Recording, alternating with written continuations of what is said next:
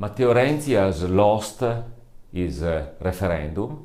The way the referendum has been framed and presented to the public opinion was, I think, wrong.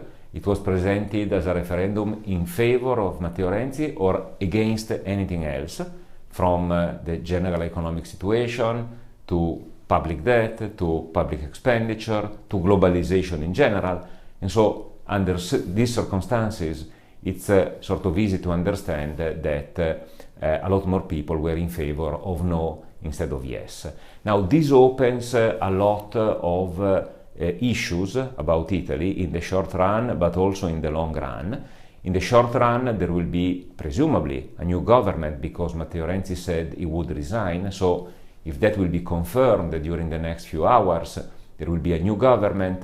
The new government will have to complete the institutional transition for the approval of the annual budget for Italy, which has been written already. So I would say there is no risk of generating instability from that point of view.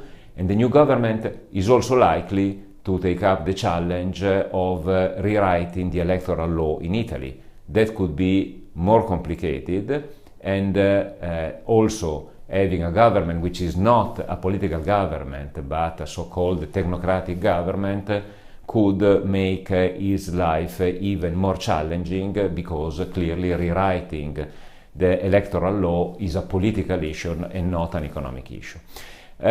From the point of view of international investors, I think it would be easy to conclude that the vote is a misjudgment on the part of Italians and regarding the willingness to embark on a path of structural reforms. The Renzi government has been perceived by international investors over the last couple of years at least as a reasonable attempt at trying to push forward the economic reforms that the country needs. We've had a reform on the credit front, we've had a reform on the job market front. So something has been done, definitely. And so international investors could conclude that the bottom-up signal emerging from Italians is that they are not ready to continue on this path of reforms. I would suggest that this is not necessarily the right interpretation. It could be that Italians were just not in favor of a particular path of reforms that had been proposed by the government. So I would say that the judgment should be suspended for a while. It will be important to observe what is going to happen in 2017 and whether this new government will also be able to face some economic needs that the country clearly has, starting from the very large public debt and starting from the government deficit.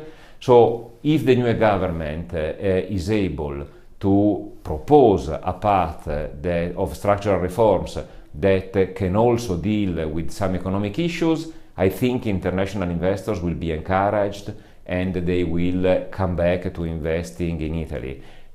But otherwise, especially in light of difficult decisions on the part of the European Central Bank, this could be a significant blow for the credibility of Italy in the medium term.